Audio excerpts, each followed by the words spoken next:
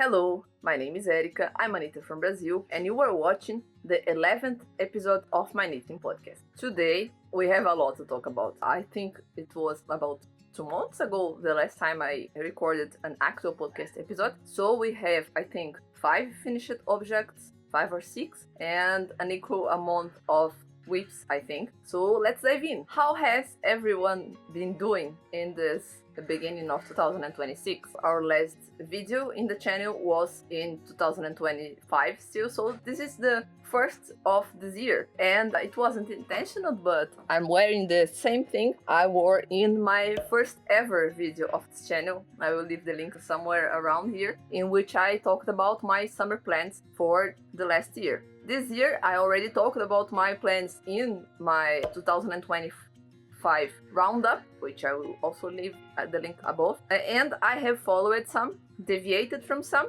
You will see them all today, but first we still have some things to talk about from last year. I have shown them to you in said roundup, but I said I was going to talk more in detail later, and this later is today. So the first is the Filet crochet tapestry I made for my boyfriend, and I will leave you with past Erika, which recorded something about it before I gave it to him in late November. Hello, Erika from the past here, and I'm just recording this briefly because I have to finish yet, but I will take it with me, so I won't be able to show you in the next podcast episode, so I will leave you with this one, maybe like that.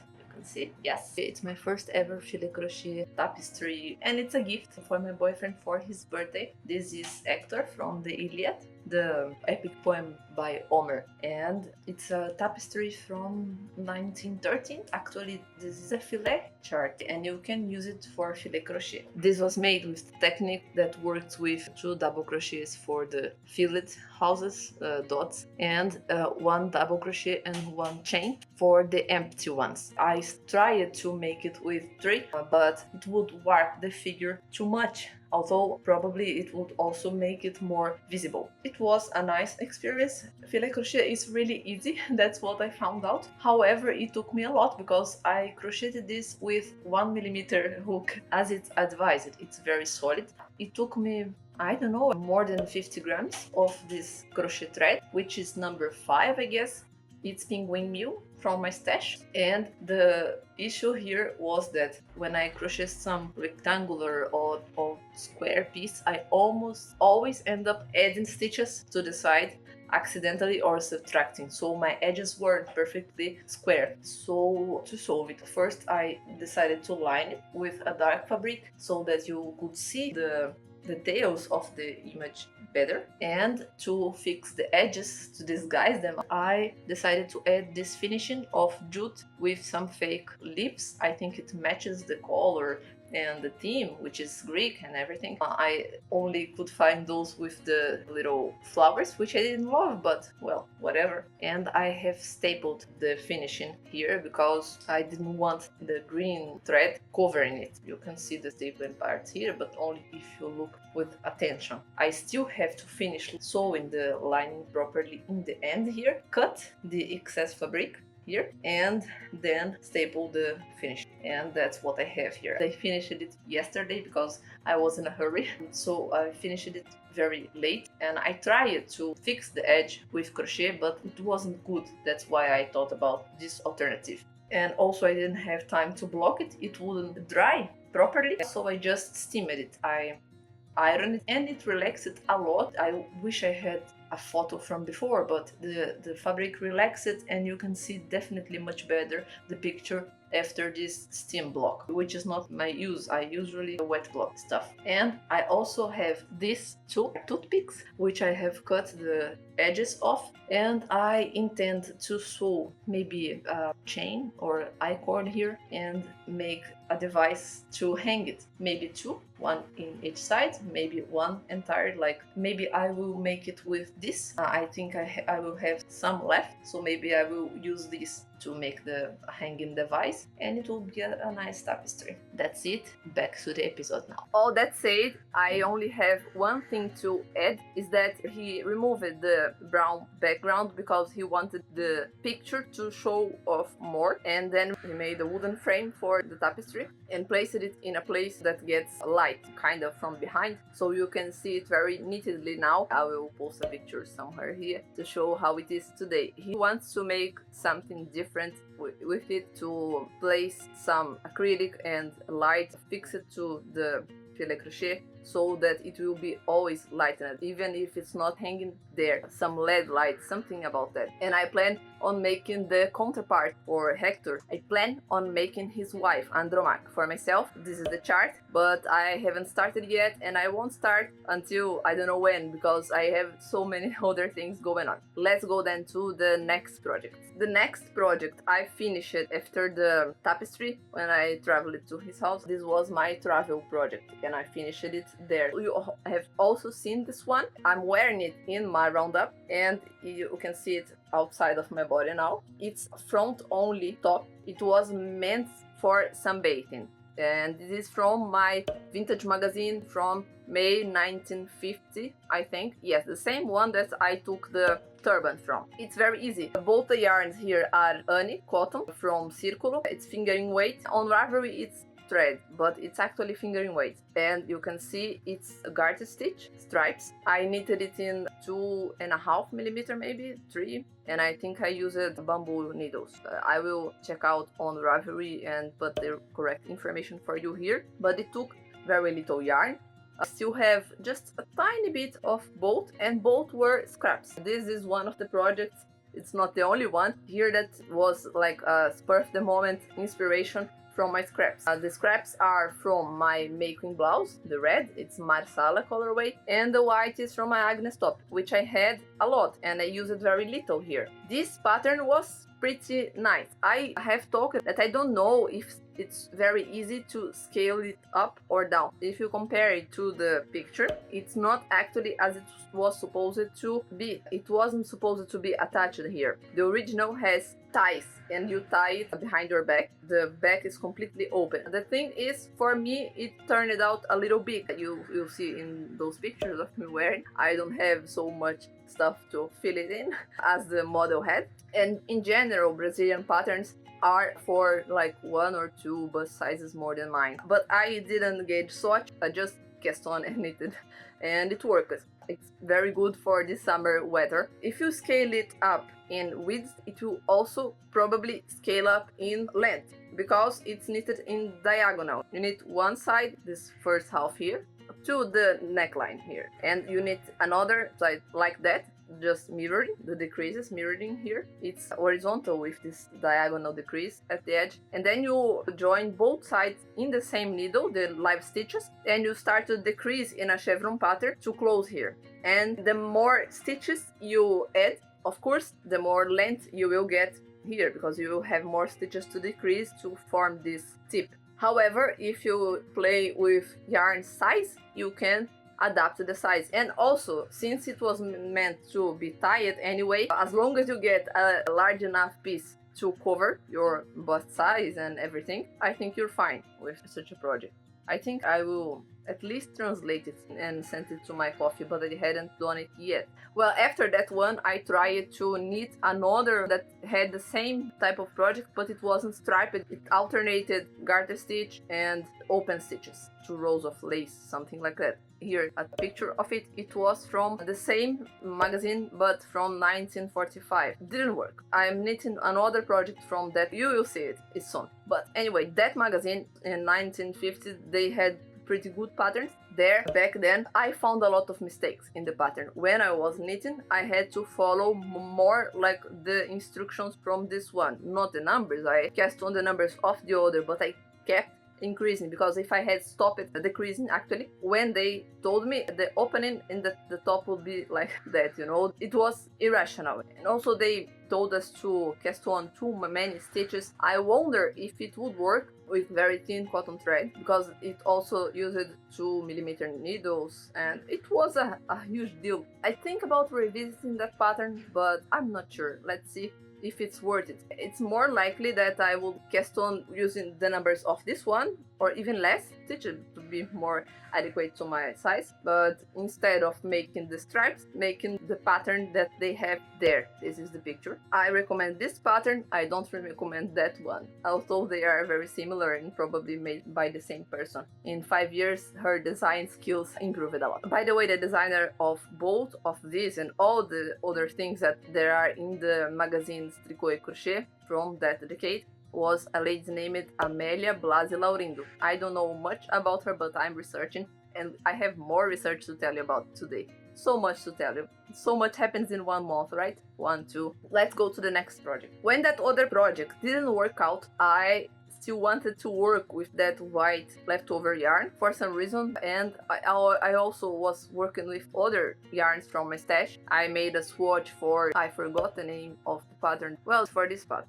The author is Crochet Highway, Anna. I swatched for that with my sport weight yarn, but then I figured I probably would not have enough yarn for that. It turned out very beautiful. Let me see if I have a picture to show you the stitch. It's the alpine stitch, and I decided to make it in a 100% viscose yarn. I planned to use that to make a top for my New Year's Eve, but it didn't work. I didn't even start the project because I didn't want to run into yarn chicken.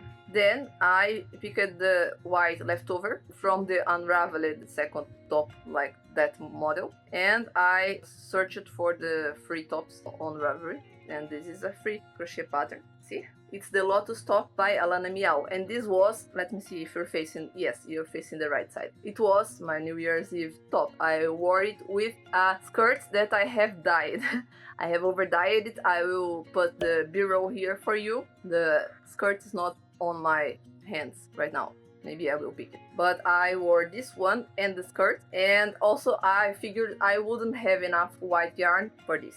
And although I still have a little bit of the white yarn after finishing it, by my calculations, calculating weight, I probably wouldn't indeed have enough to make the fringe here. So nice. This is so pretty, and I had so much fun crocheting this. I think this is maybe the second or third pattern that I work on crochet which is not a motif like this one, like my temperature blanket. It's just a crochet stitch, and it's such a pretty stitch and such an easy stitch. And you work this side to side, and then you pick up stitches here and you add this border. This yarn is Encanto by Círculo. It's the same yarn of the green that I wanted to make the other top. It is a leftover I have from the Lord of the Rings wall hanging I made for my boyfriend and my Cleopatra top. I still have leftover. Most of it is the leftover from the intarsia from my Cleopatra because I had very long threads and I incorporated them all here. I love how viscose drapes after you block it. You can see it was super stiff when I was working with it. It looked almost like paper, very stiff. Once I blocked it and it dried,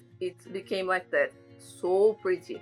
And I love this top, although it's not really exactly my style. It's a little bit ingenue, but still I can wear it. I can style it with black pants on or something, and the pattern is very thorough. You can do it so easily because I'm not that great of a crocheter. I don't practice crochet so much, and I was able to finish this in no time. I think I worked this in 1 week or less than 1 week, in the last week of the year. I had barely started it when I filmed my last video. So let me pick the skirt to show you since we're here, right? So here is the skirt I wore in the new year with this top, right? And it wasn't originally like that.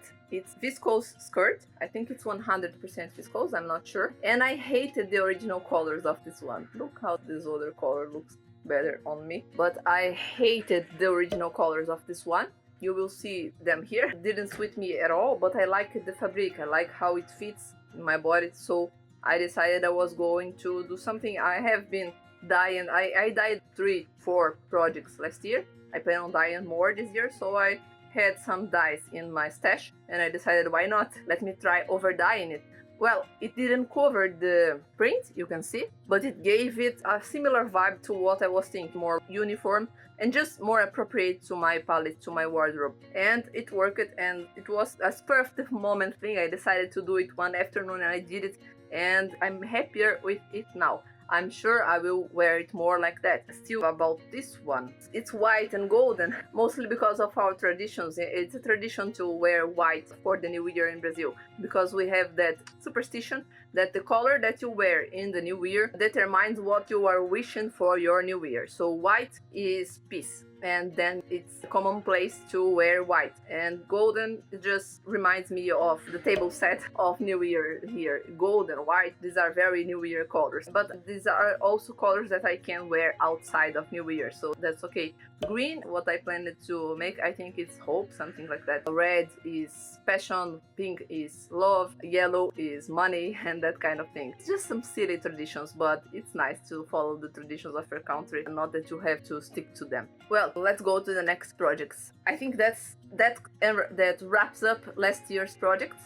And let's go to this year's finished objects then. Before talking about the elephant in the room, I will talk about the birdie in the room. This was another spur of the moment project, which I made in 2 days, completed it in 2 days. In the third day, I only made the embroidery in one of the wings. Well, this cutesy little boy here, I named him Celso. I don't know, he looks like a Celso. And he will be a companion to my Griselda and to my Penelope, the sheep that is there. So this was pattern from my magazine. I was flipping through my magazines, the Tricots de Paris, which I got for my birthday. Because I didn't know them very well, one day I had insomnia, I was flipping through it, and this will come back in the next moment. If you have seen my shorts, you know something about that. But, well, I was flipping through it, and the first issue is entirely infant clothes, baby clothes, and I don't have a baby. I have some babies in my family, but, you know, I didn't want to knit anything from that, but I passed by a little bird, and I read the description, and they asked for thick blue wool. And then I remembered that I had this in my stash, which is acrylic and polyamide, I think, from my very first sweater that I knitted for myself. And I had very little, and I considered maybe I could make this little bird. The following day I went to make it, and then I found out that they gave you a sewing pattern, you know, the one that you cut to cut the fabric. And so I traced the pattern in a paper to the dimensions that they say this to do it. And their idea was, you will trace it in fabric, you will cut, you will make the fabric base, and then you will knit something to cover the fabric base. And that's what they say. They gave you detailed instructions how to make the fabric base, but they didn't say how to make the shape of the bird. The name was Le Caneton, which is the duckling. Although not mine nor theirs looks like a duckling. So, well, I decided to face it anyway and knit to the best of my ability to the shape of the pattern. Right? And, well, I had a lot of fun doing it. I had a lot of fun because I was completely on my own, and then I knew how to do it. I had to get from this width to this width, and then at first I increased it, knit front and back, and then I stopped increasing at the front and continued increasing a little bit at the back to create this tip. And then I started to decrease kind of rapidly, and then just here I made short rows, ignoring these stitches, and then I cast off the stitches I had made the short rows on, and then I worked only on this to create the head without the beak. Their pattern has the beak. The beak is just a part of it. I created this later. Another thing I have added was this intarsia, because I figured maybe I wouldn't have enough of the blue yarn. I think in the end I would have enough of the blue yarn, but just in case, and also to make it prettier, I decided, since I'm doing it already, why don't I make some intarsia here? I never worked in intarsia in knitting, but I knew the theory, so I did it. I started with the white only. You can see that these are two different whites, you know. This is from my 1703 sweater by Lily Kate France, largely viscose, and this is the white end from this one that I used for my vest, my dégradé vest, my self-drafted vest. I also used it for my roughed neck. I have Victorian pattern I knitted, and you can see that it's a little reddish. It has some pinky tinges here and there. The original pattern only said for you to make a front and back and a strip that will just cover the entire thing, top and bottom and everything, and I didn't want to make that because, to be honest, it didn't look that pretty. So since I was going to figure it out on my own, I was doing my own thing. So I made the first one. The other day I learned how to mirror it. It's quite simple. You start your rows from the end of it and you go step by step doing exactly the opposite you made for the other direction. And I got the front and back, and then the short rows are a little trickier. You may have to change from knits to purl, but anyway. Then I thought it would be too flat if I only made these two sides, and then I made this other part here, starting with I think 3 stitches and increasing a little, and then I changed the yarn and it's precisely in the right place, and I decreased that yarn as much as I have it until here, and then I sewn the front just to give him this chest, and sewn the front and back here to their own. Later I have then added the beak by picking up stitches. I've also sewn here, and then I added the lining. It's lined because I filled it with scraps, the ends from my temperature blanket and other ends that I have been collecting. I still have some, and you'll see that it's pretty tough, but I figured that if I didn't line it, the ends might, you know, just come out through the stitches. Although it's not a loose gauge, so I lined it with the same fabric I used for lining my bag, my Gallivanter bag.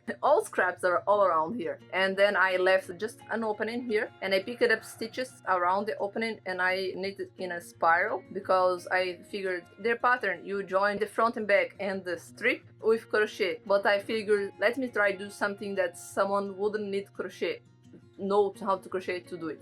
So I made a knitted beak as well, and I worked on magic loop, just decreasing every row, and here I finished it in 1 stitch, and I ripped the yarn and I passed it through, and then I filled it, and then I closed the top like this. It's the most visible seam. I didn't care much about hiding the seams here. It's clearly a toy. And also I had already placed the safety eyes. What else? They embroidered the beak, and they embroidered the eyes, and they embroidered the wings. I just embroidered 1 wing. This yarn is from my stripes, one leftover I had, just a little bit. I was going to add dark blue too, but it was too striking, didn't fit the softer color scheme, so I just made 1 row of duplicate stitch. Then I picked a bit of the original yarn and created this very small tail for him, and then I made the embroidery on the other side. Well, I talked a lot here, but I have taken notes of it all, and I will make it a pattern and post it on my Ko-fi and probably on Ravelry too. Since it's absolutely not the original pattern, it was absolutely my thing. It's inspired on a vintage pattern,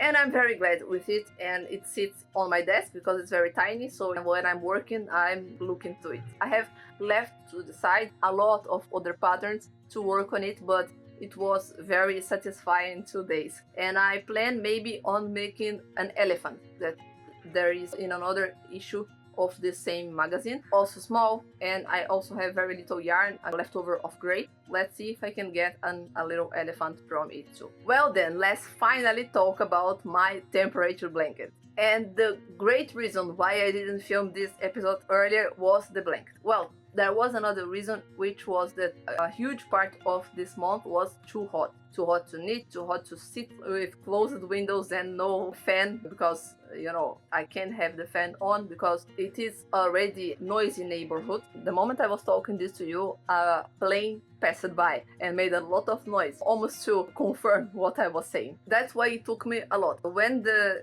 year was ending, I had almost the last hexagons ready, and I finished making them, sewing them and adding a border, I think in January 2 or 3, and I also had blocked it in the meanwhile after I added the edge, but before I wove in the ends. January 3 it was almost ready, and the entire rest of this month was spent woven in the end. Oh my god, I loved the project. I probably will never make something like that again, because how many ends? I think I had over 1,000 of them, and I had already woven a part of it. The second row I had woven the tail in while I was making the hexagon. So for each hexagon I had only 2 ends, which were the one that I left for sewing and used it to sewing, but the end was larger, so I still have a piece of it, and the inner one of the magic circle, but it was 3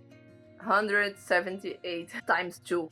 So it was already a lot. And the ones from the border too, but this I wove in some and cut some when I was adding the border, so I was left with the basic ones. There's nothing much to tell. It only took me that long because I wasn't working on it every day. I mostly will do like 7-10 of them every day, but not in the days that were too hot because I couldn't touch it. And 2 or 3 times I spent several hours working on it. At first I wove in all the colored ones, the centers, and was left with the white ones, which I wanted to use to reinforce the seams because it had already ripped a little bit. So I had done some and I had like, I don't know, 70%, maybe 60% to go. And yesterday, very early in the morning, like 7:30, I started woven in ends, and I only went out to make like chores and eat and that kind of thing.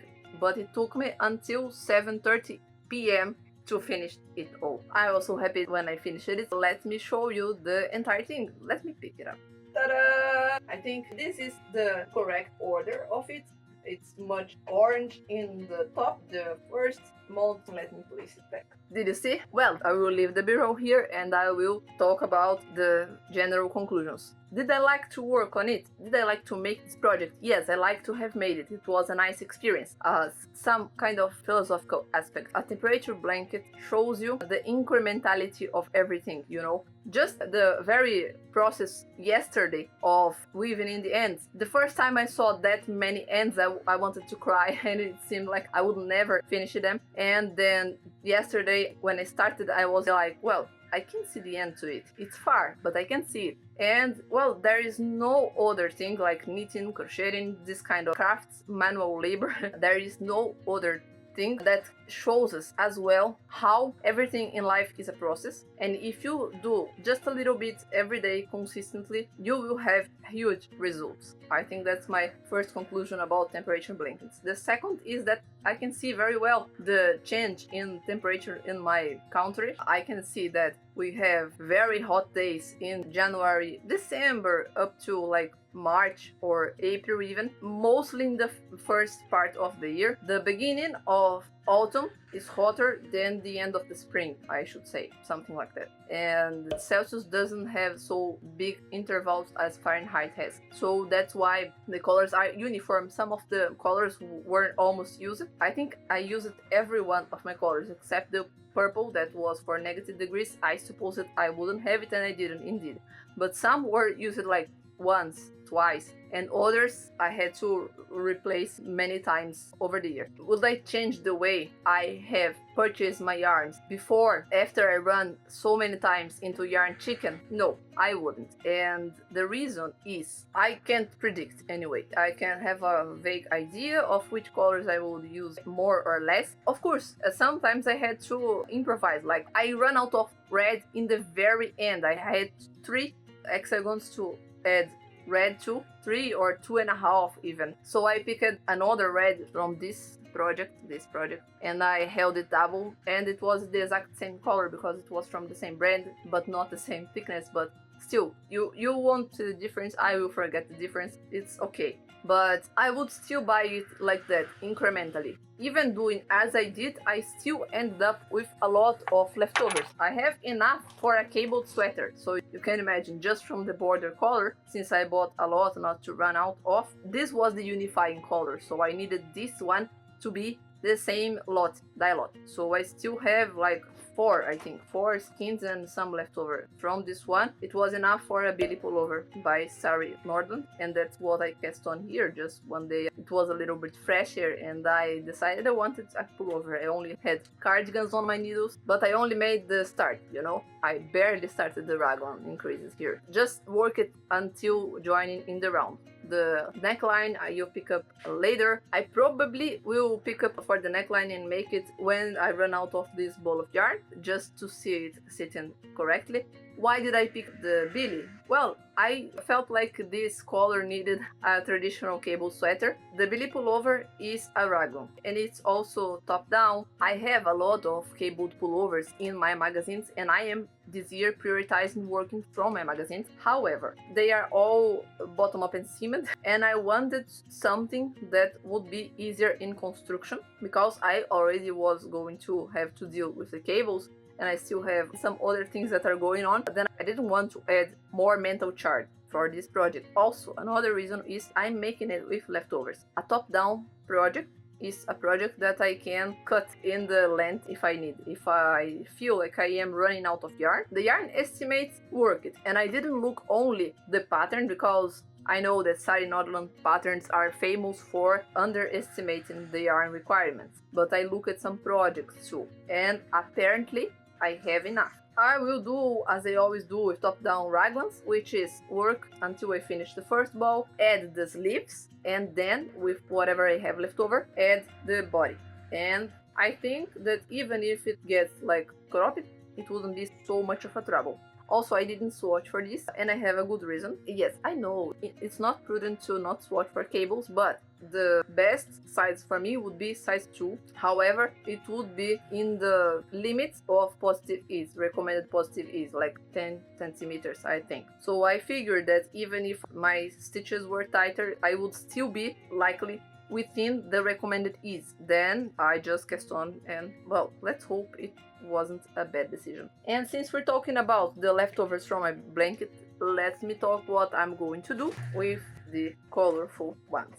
Yes, this is a lot of colorful leftovers. I have almost 2 or at least 1.5 of the yellow, but I don't have any red anymore, and that's why I didn't start this project yet, because I am using this for an idea I already had a long while ago, another project from my goggle collection, so to say. Well, I found out, by the way, that Goggle was a knitter, and he loved to knit, and his friends would often find him knitting, and he was a little bit of a sewist as well. He would sew dresses for his sisters. He had many sisters, and he often would be knitting scarves and hats. And one character of his has a famous scarf, and I have for the longest time now wanted to make this scarf. And since in the beginning of this year, the user Cat, her username here on Instagram, she's a knitter from Africa, I think South Africa, the country, and she got in contact with me, and she asked if I wanted to take part in a challenge she would be running, which is The Year Begins with Code. The idea of the challenge is to knit something including Morse code, to honor those histories about knitters, spies that would incorporate code into their knitting to pass messages forward, you know. And my idea will be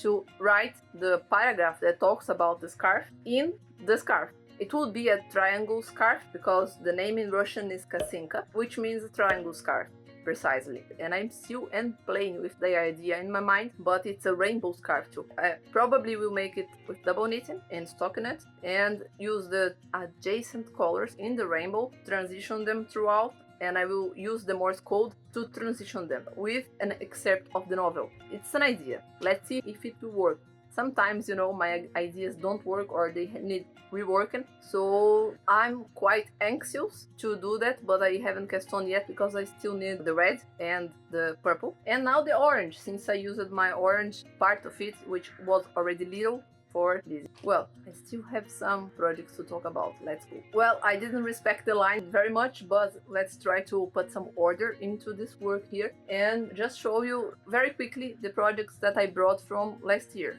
Both cardigans. You know which ones. This one I have shown you a picture, I believe, in the last video. It's completely seamed. I won't talk much about it because I'm filming the update and I'm just waiting for the button band here and to dye it, right? And the other vintage cardigan I brought from last year was my colorwork one. This is a sleeve. And after filming it, if I have some free time left over today, I plan on continuing the sleeve, since I need, I think, 1.5 repeats to get to the shaping here on top, and then the other sleeve, and then continue the body. I'm only working on it in the weekends and not every weekend because I have other projects, but last weekend I worked a little bit on it, but I had a little trouble because I made this blue, 3 of these rows, I made them wrong. And I also noticed then that I have made some mistakes in the color work here. I will correct them with duplicate stitch. There are not many mistakes, thankfully, but here in the weekend I unraveled the rows I had worked in the top here and reworked some of them. So I had a lot of lost work last weekend that I had to unravel for different reasons. One was this one. Let me talk about the other project that I have worked a lot and had to unravel. Here, it looks like a vest now, but this is my Arlington Cardigan by Lily Kate's Friends, that cardigan. And I have almost knitted the entire body last weekend. I worked a lot on it because it's a test knit. It's due February 23, so about 1 month to go, and I still have 2 sleeves, 1 button band, and the body to finish. So, well, I have to work on it, but I will. So it has shaping on the body, it's very detailed in the pattern, and the length of it is supposed to hit your upper hip before blocking, right? It covers a little bit of your hip. It's a long cardigan, longish cardigan, not a very long cardigan, and mine was very long, because then I discovered my row gauge was wrong. And Lily Kate often in her pattern has very detailed instructions row by row. So when your row gauge is wrong, your lengths might get all mixed up. The stitch gauge is fine. I'm knitting size 2, and also I'm 161 centimeters, 1 meter 61, which is about 5'3". The gauge problem gave me larger armholes than they were supposed to be. I will put this on so you can see. But apart from the row gauge issue, just following the step by step, even if my gauge was right, it would give me too long of a card. So I unraveled it up to here. I'm precisely where I started unraveling. So this entire strip of fabric, like 10 centimeters I guess, it was more than that, because this is the reknitted version, shrinked. With the authorization of the designer, I reknitted, removing a pair or 2 of rows from each interval between the shaping. It was maybe like that. So that's how much fabric I have unraveled, about that much. I did it immediately, not to lose heart, you know, and started almost immediately as well. And then I'm back to square one, so to say. Not square one, but the square one compared to the end of last weekend. A lot of lost work, but I knew if I let as it was, I wouldn't wear the cardigan, and I want so much to wear it because look at this color, it's amazing. I think this is meant to be a staple. The shape of the original reminds me a lot of 40s cardigans, at least from the Brazilian magazines, because they are often longer. They hit like tailleurs, like coats in your hips. So it reminded me of those, and I figured, let me see if I like this kind of cardigans. So I could knit my own patterns from the magazines. Let me show you. I won't be able to show you very neatly because it's tied in the needles. I won't put it on scrap yarn right now, I don't want to, but it will probably ride up a little bit because it will have the bottom band here, but I still have to knit something. An indentation starts to open here, and I still have like 20 maybe rows to knit. And then the hem, it will be right in the largest part of my body probably, but since it will be fitted, maybe it won't be bad. And see what I talked about the armhole? I don't care that much because it's a cardigan, so I am going to wear it on top of other clothes, so it might work for the better, the huge armholes, but it's not the average armhole I like to have. Not in this pattern because it has, I think, satin sleeve, so it won't bother me, but if it was something that pulled the fabric here, it would bother me. I'm liking it. I'm going to work on it as soon as possible. Maybe if I'm going to watch TV with my mom, I won't work in this because it's too hard. It was watching TV that I messed it up, so I work on this. In the next podcast episode, probably it will be done. So let's go to the next project by color coordination, because I was looking these two yesterday together, and I was thinking that if I have leftover of them, I want to make an accessory or something with these yarns together, although they are not the same thickness. This is decay and the other is light fingering, but look how they fit together. So pretty, right? Maybe a toque or something. It's given Valentine's Day, Anyway, the two colors work a lot for me, I think, together at least. In general, this pink is not bad for me. So I want to have leftover of them to make something maybe for the Valentine's Day, although I have so many other things going on that maybe not. Valentine's Day in Brazil is actually June. We call it Boyfriend and Girlfriend Day, Dia dos Namorados. It's the day of some Catholic saint, probably Saint Anthony, that blessed marriages. And well, let me show you this project then that has this as the main yarn. It's a bat jacket. I have talked about it in my knitting plans, and I am pretty advanced with that. I have cast this on and knitted very quickly. The only reason why it's not finished yet is because I have so many other things going on. I'm in the second ball of yarn. This is acrylic, the red is acrylic too, and I'm using 2 for these edges here and 10mm for the main fabric. And you see, it's garter stitch and it's very open. I don't mind because it's meant to use at home before bed, you know. Let me put it on for you. And this is another situation that is going to be too long for me. So let me show you. Oh my god, it's hot, but it's so cute. These strips with the smaller needles make very nice places for sewing, so the seams are made with it. Like for the cinching here, that's the idea of this, it's the cinching. You know, I have the first part here and I don't have the other. I have the back of the arm. I'm now about to make the sleeve and the neckline, just like this one, and it's too large for me. The thing is, it's from the same magazine that I had worked that white backless top. However, this one, it's not even a pattern, it's more like classes, knitting classes. And it's for ultra beginners, and it's a step by step with pictures. And that's why I decided to make it, because it seemed easy enough and quick enough. I think the purpose was to bring people into knit, and it was easy indeed. But that magazine, until somewhere into the 50s, they don't have gauge. They never tell the gauge. Sometimes they tell the dimensions later. In 1945, no, they wouldn't tell the dimensions, the size of the pattern as well. That's why I didn't have an idea of what the gauge should be. And then at first I used the 7mm as the very thick needles they asked for. They are not here. I only used the 7 now. When I was bringing back from the 2mm to the 10 in all the steps, I made 1 row in 7mm because from the 10 it was very hard to work. But at first I made this entire bottom part here with the 7mm, and it seemed to me too little compared to the picture in the magazine. So I pumped it up to 10mm. I could have tried 8, 9, I have them, but why just don't go wild? And it seemed normal. When I finished it seemed okay according to the picture, but this, here I already saw that it was maybe going to be too big compared to the picture. I will show you the picture here. You can see by this that it's meant to be like a cropped jacket.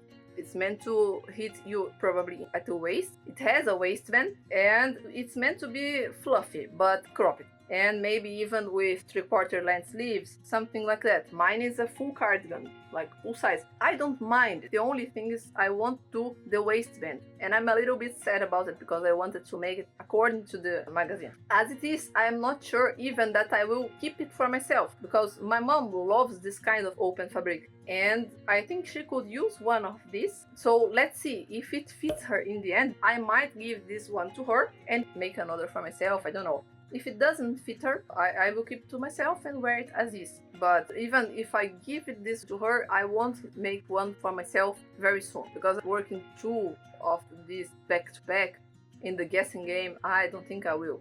Although, since I have the dimensions now, I can kind of calculate the correct gauge to get an appropriate size for myself. But I will maybe make this calculations and save them, store them until I have the wish to work this pattern again. Although, because there are so many interesting bad jackets that I wanted to try out, that I don't know if I will do one for myself. I won't have leftover yarn enough to make a full one, because I only bought 2 of these, and this brings 500 meters each. So I will have a little bit of leftover, but not enough for a second full garment. I don't know if I want it in another color. I really like this colorway, but I don't want to work with this colorway all over again. right now. I have 2 more whips still. Let's go, let's go. I almost forgot this one because I took it to a meeting with my friends, but I didn't work on it with them. It's my Églantine dress, also from my summer knitting plans, and there is very little here to write home about. I'm knitting it in Círculo Annie, also mercerized cotton yarn in the colorway Petroleum. Such a pretty colorway. I was in doubt when I bought it, but when I received it, look at that. Amazing. I'm really loving it. I think it will suit me very much. It's not so far from this color, you see? And, well, it would be very breezy because knitting it on format. It's another project I didn't gauge for. Now I have a good excuse. The issue is we start bottom up. This is the hem. If I got a larger hem, I just needed to decrease more stitches or just adjust my gauge according to the difference from the dimensions I had here and the dimensions of the pattern. And that's exactly what I'm going to do, because I like the fabric here. Swatching is also for the fabric, to know if you like the fabric. I like how open it is because it's a dress, and in cost I didn't want a very closed gauge because then it would be maybe heavy, hard to dry and hard to wear in the summer. So I am off gauge by like 3 stitches, I guess. This is the entire hem. You start with 1 row and then lace hem, you know. I find it interesting because you can see what she's doing here. She starts with pearls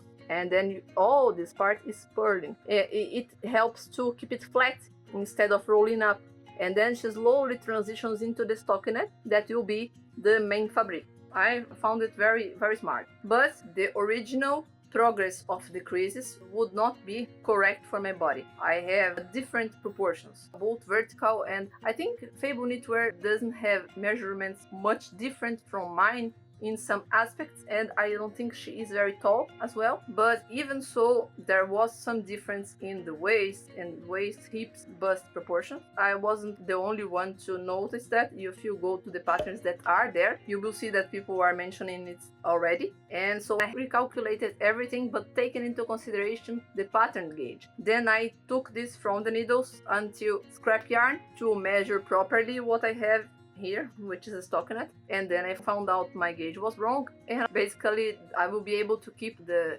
crease rate from the pattern. I won't have to change it, so that's fine. I will still have to use 2 paces from the hem to my hips and from the hips to my waist, but from the hem to my hips I think I will be able to keep the original pacing and have the dress as it's meant to fit. It will be in a nice length, a little longer than this one that I'm wearing, a little under the knee. I think just this hem will be kind of under the knee. I'm eager to have it, but you know, I just didn't find time to work on it. I worked on it in those days that were too hot to work on anything else. That's how I made progress. And I only have 1 more. Let's go. Well, when I say I only have 1 more, it's not exact, but this is my last knit crochet project, and it's the one that uses this one. It's this vest from my 70s magazine, and I have very little of it. These are the yarns that I'm using for it. They are all sport weight scraps from the first year I was knitting. I used them for bandanas, and that's mostly it, I think. And I just bought them in the closest store from my house, and they are recycled cotton, 85% cotton, 50% other fibers recycled. It's a nice-ish yarn. Not my favorite, to be honest. I only can work with it with crochet. I already worked with it in knitting, but it got quite dry after some years in my stash. The last times that I tried to knit with it, I didn't like it, so that's why I picked a crochet project, and not even very much of crochet project. It will be a crochet project when I finish the motifs. And then this is the flowers I have produced with it.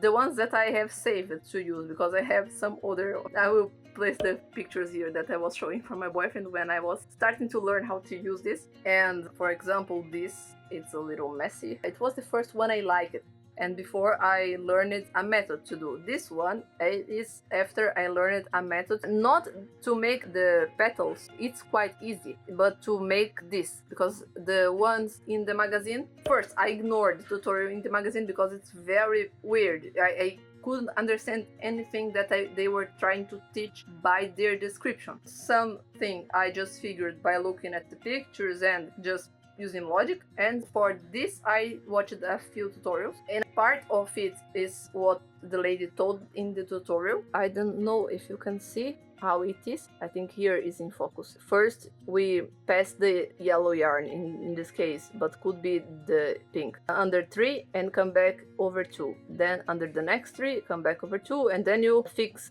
everything here. And then I added by myself this asterisk here to the gap in front of it, and I think this is quite nice. That's what I have to do, but you can see I don't have many, and I have to make 128 of this for the smallest size. I will make a lot of changes in this one. I want to make waists shaping like with this dress. This is a very just squarish thing. I don't know if I'm matching the dimensions because they don't give the dimensions as well. I think that they give the dimensions for the square. This will be joined in squares. You will join it, transform it into a square, and I think you join as you go, but it's likely that also the size they have is not my size. The sizes they have start larger than mine, so I will maybe need other quantities. I have made one red to try. Red works usually better than pink for me, but I'm not sure. My first idea was to use the 2 colors.